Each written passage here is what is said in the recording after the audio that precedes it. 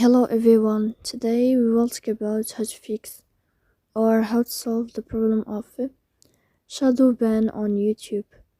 To know how to fix or how to solve the problem of Shadowban on YouTube, you should just go to settings. In the first page you can click on apps and you can go to this window of YouTube.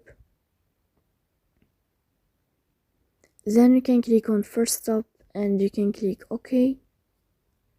After that you'll enter to the window of storage. Here you can click clear cache. Don't click clear data because that can delete your account. In the end you can turn off your Wi-Fi and you can turn on your Wi-Fi again.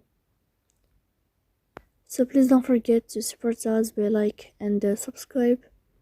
See you next time in another video.